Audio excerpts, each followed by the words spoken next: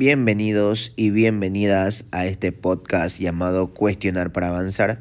Soy el psicoanalista Emanuel Melgar y hoy 19 de julio del 2023, en este 10º desencuentro, hablaré sobre las perversiones.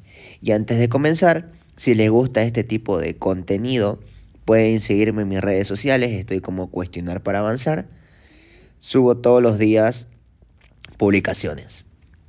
Y para las personas que se animen, pueden agendar su sesión virtual o presencial al WhatsApp 753 57 222. Es un tema bastante interesante y que curiosamente genera mucho morbo para muchas personas. Siendo franco con cada uno de ustedes, es un desencuentro que me ha traído muchos inconvenientes, debo decirlo. Como ya lo he mencionado en varias oportunidades, cuando hablo de un tema, yo no me pongo simplemente frente a la cámara o frente al micrófono y empiezo a hablar por hablar. Yo estudio el tema lo mejor posible para brindarles un contenido de calidad, estructurando el tema con ideas frescas y lo más articulado posible, saliendo de las vías del sentido común y de la psicología popular. Una interpretación desde la teoría del psicoanálisis, más específicamente del psicoanalista Jacques Lacan, y uno de sus textos que quería traerles a profundidad, donde habla de las perversiones, que se llama Kant con Sade. Son dos filósofos, uno que propuso el soberano bien, el bien ante cualquier cosa, sin importar nada, la importancia de la moral, etc. Y por otro lado, Sade, un filósofo, un autor totalmente opuesto, con su teoría del derecho a gozar, sin importar nada. Como ya los puse en contexto, era la primera vez que lo leía directamente. Ya había estudiado de otros autores o había leído comentarios que se hicieron sobre este texto, pero nunca directamente. Esta fue la primera vez que lo leo.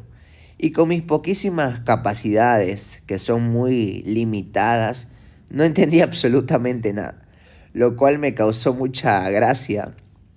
Para que lo entiendan bien, leer a Lacan es como leer otro idioma. Es como que alguien quiera leer un texto en chino. No entenderá absolutamente nada. Pero de todas formas lo leí completo, el texto. Me mareé un poco leyéndolo, tengo que admitirlo. Y alguien puede preguntarse por qué digo todo esto. Porque el psicoanalista, claramente, el que tiene una buena formación, es alguien que tiene que estar amigado con el no saber, no con el saber. Porque si fuera con el saber, me convertiría en un amo, en un maestro, que es el que sabe. El saber es una construcción a través del cuestionamiento y de la duda. Todo lo que presento y hablo en este podcast, en mis videos que subo a mis redes sociales, no son respuestas o definiciones establecidas. Es una articulación de mis lecturas. Que quiero decir con esto, que en un tiempo, cuando vuelvo a hablar de estos temas que ya he hablado, no diré lo mismo, porque mis lecturas, mis estudios, mis investigaciones serán cada vez más profundas y articuladas. Claramente irán en la misma orientación. Me refiero a que si hablo del deseo, por ejemplo, en 3, en 5 años más, no diré algo opuesto a lo que ya he dicho, que sería todos tenemos deseos propios, por ejemplo. Si hoy llegara a decir algo así, sería una desviación de mis ideas y la teoría que manejo. Si diré puntos nuevos en unos años, irán en la perspectiva, en la orientación del deseo, es el deseo del otro. Y así con cualquier tema. Otro texto que leí fue el libro de Estructuras Clínicas, volumen 2, del psicoanalista Alfredo Edelstein, que es el psicoanalista de todos los que he escuchado en internet de distintos países, por lo menos en el idioma español. Es el que mejor sabe y entiende la teoría del psicoanálisis de Jacques Lacan. Y les comento que tengo la suerte de que este psicoanalista me siga en Instagram. También leí un par de textos, un par de citas de otros textos de Lacan. Ahora sí comienzo. Hablaré cómo esta estructuradas las perversiones y haré un comentario sobre una película que se llama La Dulce Venganza, que me pareció bastante curiosa, donde quiero mostrar ciertas variaciones sobre las perversiones. Y haré unos breves comentarios sobre la serie de Chucky, para que entiendan otros rasgos de la perversión. Primeramente, decir que desde esta teoría, la perversión o el psicópata, con el nombre que se le conoce en la actualidad, no se nace. Es decir, no hay algo en la genética o en lo neurológico, en la naturaleza del individuo, que produzca una perversión. La perversión, como las locuras, las neurosis o cualquier modalidad de deseo para vivir, es una construcción en relación al lenguaje, deseos, discursos y la historia particular de cada uno. Y aquí quiero hacer una distinción en relación a las diversas prácticas e ideologías que sostienen que las conductas, los pensamientos, etcétera, son por cuestiones solamente de la infancia. Como psicoanalista, eso es algo muy ínfimo, muy limitado, porque antes de nacer ya hay un mundo afuera, una sociedad, una cultura y un contexto específico donde se nace. Todo eso, sin haber nacido, ya hace incidencia en la estructura psicológica de cada uno. Ahora, la otra parte es cuando se nace, las vivencias, pero no las vivencias en un sentido literal, sino en qué posición psicológica se ubicará el infante ante dichas vivencias. Vivencias que están sostenidas por discursos y deseos de los padres, de las familias. Es decir, estaremos divididos por el lenguaje y por nuestra historia. Mencionado este primer paso o este primer punto, me llevo a decirles cómo se estructuran las perversiones y qué tiene que ver esto con el deseo de la madre. Sí, como escucharon bien, con el deseo de la madre. Les quiero leer un breve párrafo de un texto de Lacan que lo explicaré para que se entienda lo mejor posible y dice así: todo el problema de las perversiones consiste en concebir cómo el niño, en su relación con la madre, relación constituida en el análisis, no por su dependencia vital, sino por su dependencia de su amor. Es decir, por el deseo de su deseo. La cita sigue, pero utiliza términos más teóricos que no son necesarios de explicar. Pero sí explicaré lo que les acabo de leer. Para que se dé determinada perversión, estará en estrecha relación al deseo de la madre. Cuando en el anterior desencuentro hablé sobre el amor de los padres hacia los hijos, hice mención a que este amor juega un papel fundamental en los aspectos psicológicos, estructurales, formativos de los hijos, claramente de forma inconsciente. Decía que el exceso de amor puede jugar un rol clave. Absurdo, ¿no? Si alguien lo piensa de esa manera, ¿cómo el exceso de amor de la madre en especial podría dar una perversión en el hijo? Y yo les digo, tranquilos y tranquilas, no es tan sencillo. Vamos despacio. Y para continuar, es pertinente decir que en las perversiones, locuras, neurosis o cualquier modalidad de existencia no es causa y efecto. Es decir, vos sos así porque te pasó tal cosa cuando eras chico. A vos te hicieron tal cosa y por eso actúas así, etcétera. Si nos detenemos en este análisis, que es el que la mayoría de la población sostiene en esta sociedad, sería un análisis muy limitado, porque si me están siguiendo, ya que estamos hablando de las perversiones, con lo mencionado, cualquier niño o niña sería un perverso por el exceso de deseo de amor de la madre, lo cual no es así bajo ninguna circunstancia. Ahora, ya que están advertidos de alguna manera por dónde circulará mi discurso, continúo. Este deseo de la madre está articulado y formado con la relación del padre para determinado deseo de la madre. ¿Qué quiero decir con esto? El deseo de la madre ubica al hijo o hija en una posición del todo. Sos mi todo. Y hasta cierto punto el hijo será dependiente de este deseo de amor, de ser el todo para ella. El problema ocurre cuando hay una identificación del niño, literal, por decirlo de alguna manera, a ese deseo de la madre, es decir, a ese ser el todo para ella. Ahora bien, el niño puede identificarse literal a ese deseo de ser el todo para ella. Pero si la madre es alguien, entre comillas, estable, lo mejor posible, llegará un momento donde le dirá al hijo, por ejemplo, voy a ir a dormir a mi habitación. Y el hijo o la hija hace hasta lo imposible porque la madre se queda ahí. Porque el infante, aunque no razone como un adulto, ya sabe que la madre le dijo en su momento que él o ella era el todo. Si no lo hubiera dicho, todo sería muy diferente. Entonces, la madre se encuentra en una posición de ¿me quedo o me voy? Si se va a pesar de todo, de sus llamados, de sus enojos, el deseo de la madre, de amor, circulará por fuera del hijo, porque eligió ir a su habitación con su pareja o sola, pero si su deseo es quedarse, y esto lo sostiene en este contexto y en la cotidianidad, generalmente son madres muy desestabilizadas psicológicamente o en el peor de los casos son madres que están locas. Porque ante el deseo de la madre hay una identificación del hijo a ese deseo. Y ante esa identificación la madre sigue sosteniendo su deseo y así en un bucle. Entonces hay grandes probabilidades de que se pueda dar una perversión. Un ejemplo cotidiano, no sé si algunos lo han escuchado o lo han visto, los niños hacen lo que quieren cuando están en la tienda, cuando piden algo. Y si no se les compra, hacen berrinche. Gritan, zapatean y un montón de cosas. ¿Cómo opera el deseo de la madre? Ante eso, es clave.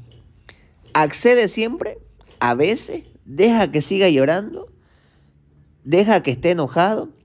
Ese significado del otro, es decir, de la madre, y cómo le responde al infante, tiene incidencia fundamental para cómo se estructurarán sus problemas, sus síntomas en la adultez. Ahora bien, voy a leerles una cita del libro de Alfredo Eidenstein que mencioné al principio y me parece pertinente decirlo ahora. No propongo que fobia, fetichismo, perversión sean las respuestas a determinadas mamás o configuraciones familiares. Rechazo de plano cualquier planteo que sostenga que tal mamá o familia corresponde como resultado tal patología, enfermedad, estructura clínica o lo que sea en su hijo. No existe tal relación de causa-efecto entre tipo de mamá, papá, pareja parental o familia y estructura clínica. Nada se puede prever y anticipar. Solo se opera retroactivamente de la lógica del habrá sido. Como pueden escuchar, no hay forma para predecir tal cosa en la adultez. Un ejemplo, si alguien sufrió un abuso sexual en la infancia, muchas personas dicen que eso es un trauma o estará traumado. Mi pregunta es, ¿cómo saben eso? No se sabe si eso será un trauma. Eso se verificará en la adultez. Y esta intervención psicológica llamada el psicoanálisis opera con la lógica él habrá sido retroactivamente. ¿Qué quiere decir esto? En un análisis, alguien puede hablar de sus problemas, recordar, construir recuerdos y decir, no sé por qué mi madre o mi padre me hizo esto. Y ante ese no sé, estará él, habrá sido porque no me quieren, porque no les importaba, porque les importaba más mi hermano, etcétera. Eso tiene un valor, porque aunque no sea cierto, en su discurso tiene un valor como función en su estructura psicológica. Como pueden darse cuenta los que sigan escuchando, la complejidad es tremenda. Por eso en este espacio se toma la particularidad del caso. Antes de continuar, a las personas que les interese, vuelvo a repetirle, pueden agendar su sesión virtual o presencial al WhatsApp 753 57 222. Continúo. Después de haber aclarado determinado punto del deseo de la madre, quisiera concluir con esto. El discurso de ley lo puede portar el padre, la madre misma, una abuela, no importa. Pero tiene que sustituir al deseo de la madre. ¿Para qué? Para que esa ley articule lo mejor posible al deseo de la madre. Y el niño se identifica a ese deseo. ¿Por qué? Se puede preguntar a alguien, ¿o a qué me refiero? Los que ya vienen escuchando mis videos y mis podcasts, tal vez ya están pensando por qué. Porque todo deseo es el deseo del otro. Por eso, en una familia, puede ser que si el padre es un perverso o la madre, los hijos pueden o no identificarse a esa oferta de deseo que le proponen.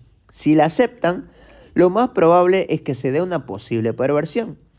O si no se identifican, habría que ver cómo responde ante ese deseo.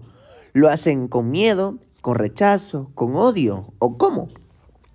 Las perversiones tienen diferentes modalidades. Esto varía según la cultura, la sociedad y el contexto, para que sea llamado perversión o no. No hay horror que no haya sido divinizado, ninguna virtud que no haya sido reprobada. Esta cita es del libro La filosofía en el tocador de Márquez de Sade, que me tomé el atrevimiento de leer. Lacan lo estudió para realizar el texto que les dije al principio de Kant con Sade, La filosofía en el tocador. Es un texto donde hay tres personajes en la mayoría de los diálogos. Uno de los personajes se llama Dolmance, una mujer que se llama Saint-Ange y Eugenia. Al principio del texto, Sade dice, es un libro para el libertinaje, para educar a las jovencitas en el mundo de los placeres. Es muy interesante este texto. Saint-Ange era una mujer que gozaba a diestra y siniestra de su cuerpo, porque se había identificado el discurso que le dijeron de goza de tu cuerpo, de tus deseos, sin importar nada. Y Dolmance, un hombre de 36 años de edad, si no estoy mal, que era un perverso, porque educaba, por decirlo de alguna manera, a las personas a gozar de los placeres y del libertinaje. Y Eugenia era una muchachita de 15 años donde Saint-Ange y Dolmance la pervierten con el discurso goza de tu cuerpo, tienes derecho a gozar de él. Mientras ocurre todo esto, aparecen diálogos profundos sobre el libertinaje, los deseos, Dios, etc. Y hasta aquí este breve resumen. Quiero tocar algunos puntos para entrar a las características de las perversiones. Las características estructurales en las perversiones son ser el soporte de una ley perversa, arrebatar el pudor al otro, causar angustia al otro y servirse de objeto de instrumento de goce del otro. Iré comentando una por una. Hay un momento en este texto donde Eugenia está por tener un encuentro sexual con Saint-Ange, pero Dolmance, este hombre que ella desconoce, está ahí, a lo cual ella no sabía, y no está segura de seguir con el acto, ya que será un encuentro sexual de tres, es decir, un trío. A lo cual Dolmance le dice textualmente esto. El pudor es una vieja virtud de la que con tantos encantos debéis prescindir a las mil maravillas. Es decir, estos perversos quieren arrebatarle su pudor, cuando ella no está segura, persuadiéndola. Esto también lo puede hacer un neurótico, es decir, alguien entre comillas normal, poniendo en acto sus fantasías o deseos. Pero la diferencia está en que tarde o temprano sentirá cierto grado de vergüenza o cierto grado de culpa y angustia al haber intentado quitarle el pudor al otro, más aún si fue a la fuerza. Hay muchos párrafos y frases muy interesantes de cómo debe comportarse una mujer al estar casada, cumplir su fantasía, ir más allá de los límites. En la actualidad sociocultural, la represión es casi nula, al igual que la vergüenza, donde ya no son indicadores puros de la perversión, porque ya pertenecen a la neurosis. Pero esto ha ido cambiando según los discursos, sobre todo el de la democracia y el de la moral, O entren a las redes sociales y vean el contenido que las personas suben y consumen. También se puede ver en este libro de la filosofía en el tocador cómo se hacen instrumentos del goce sin límite del otro, donde la angustia y el límite no hay. Y es lo que le sucede a esta jovencita. No digo nada más sobre el texto para no spoilear más por si alguien se anima a leerlo. Entonces, para ir terminando con este punto, la diferencia entre un perverso y alguien con rasgos perversos es que no arrebatará el pudor del otro, no buscará el placer en su angustia y no será instrumento de su goce, es decir, de sus perversiones, que el otro tiene como fantasía pero que no haría. Hay diversas modalidades de perversiones, entre ellas podemos encontrar al sádico, al masoquista, el voyeurista, es decir, alguien que mira al otro en su intimidad, y el exhibicionismo, que es mostrar la intimidad al otro. Claramente, estas son definiciones simples. Ahora las explicaré. Esta es una cita de Lacan que dice: el deseo sádico apunta a introducir en el otro, imponiéndole hasta cierto límite, algo imposible de tolerar. Más adelante dice: no es tanto el sufrimiento del otro lo que se busca en la intención sádica, como su angustia. Y más adelante dice: la angustia del otro, su existencia esencial como sujeto. En relación con esa angustia, he aquí lo que el deseo sádico es un experto en hacer vibrar. El sádico no busca el sufrimiento, busca la angustia. ¿Qué quiere decir esto? Que el sádico, si está con alguien, no buscará satisfacerla, ni golpearla como se creería. Porque imagínense este panorama: que esa persona tenga rasgos masoquistas y le guste cierta modalidad de satisfacción violenta en el encuentro sexual. Es decir, si le dice pegame o insultame a este sádico perverso, ¿ustedes qué creen que hará el sádico? ¿Lo hará? Por supuesto que no, porque está viendo que eso le va a producir cierto placer. Y lo que buscará el sádico es aquello que no quiere, es aquello que la angustiará. Y de eso sentirá placer, sea cual sea la forma, pero el fin tiene que ser la angustia del otro. Les leo una cita del libro de Alfredo Eidelstein. En el masoquismo, quizás, indiqué la forma más sutil de buscar esta angustia en el otro. Se manifiesta bajo el ámbito de la obligación, del trabajo, del tedio en la escena sexual. Es decir, que ante los requerimientos cada vez más perversos que le pedirá al otro que le realice, tarde o temprano lo angustiará.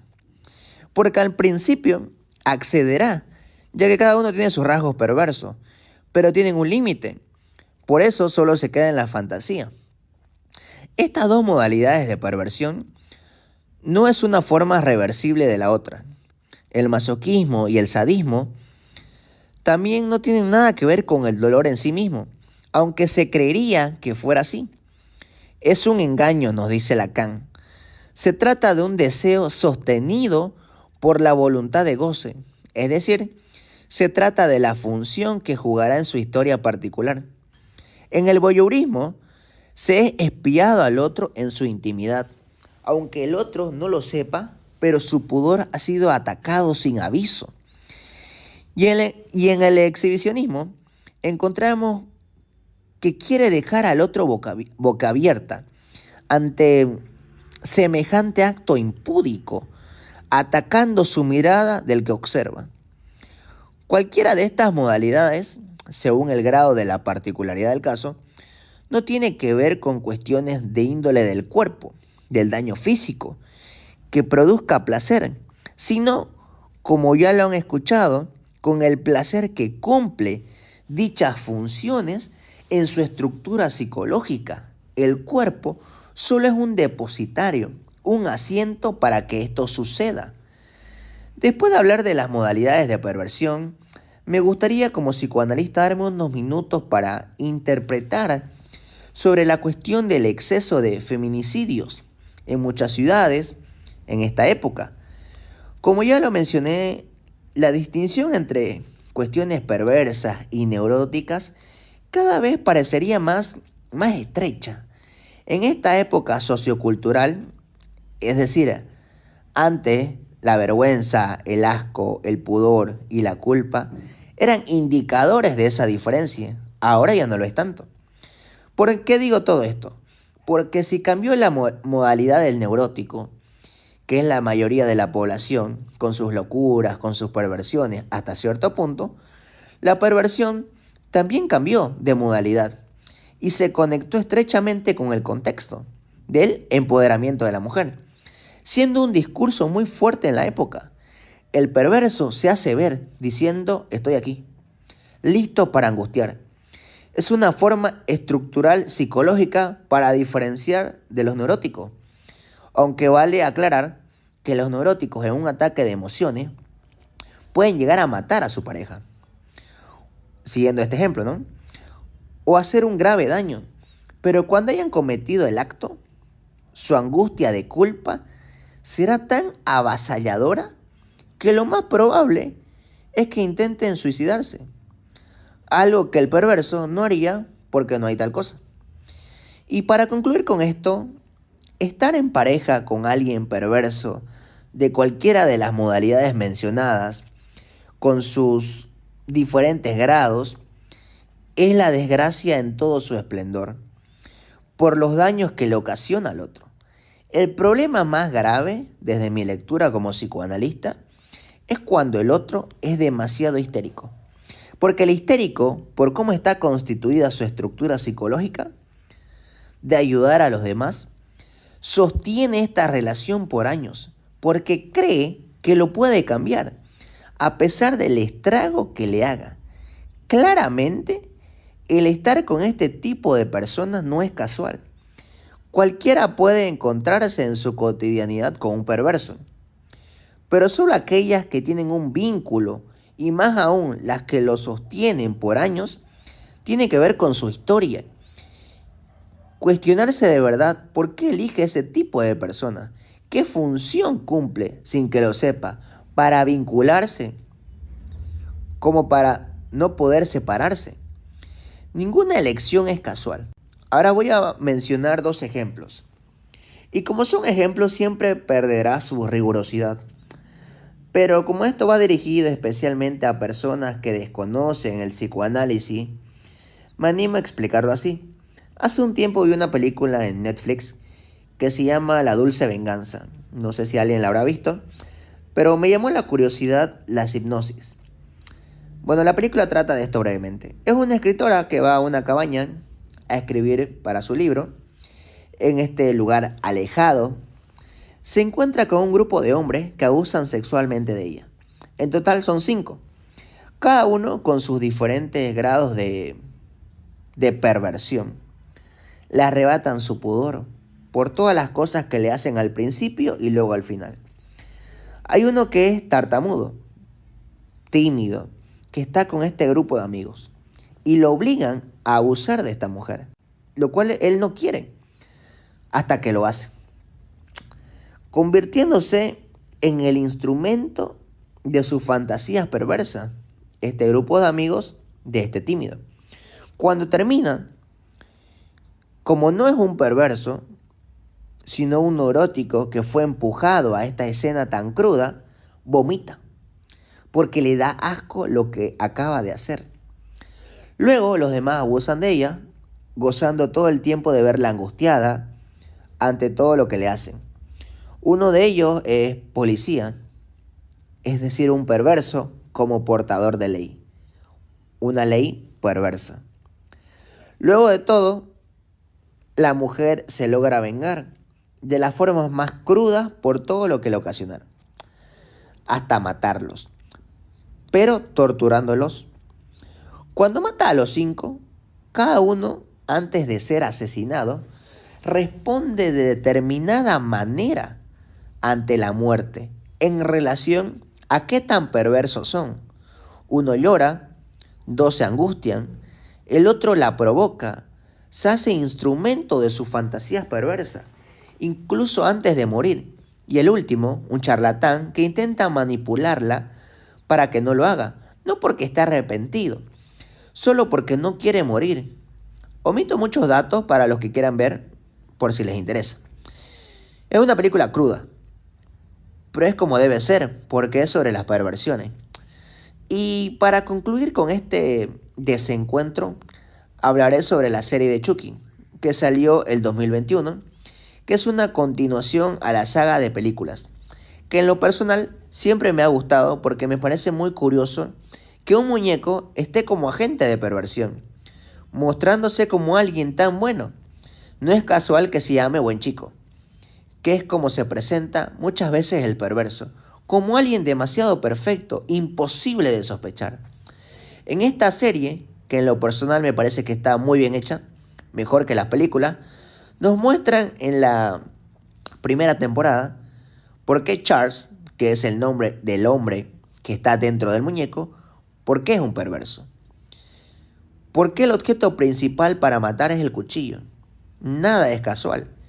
Es una serie que dice más de lo que quiere decir.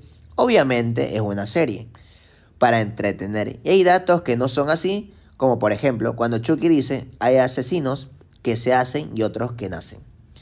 Cuando no es así.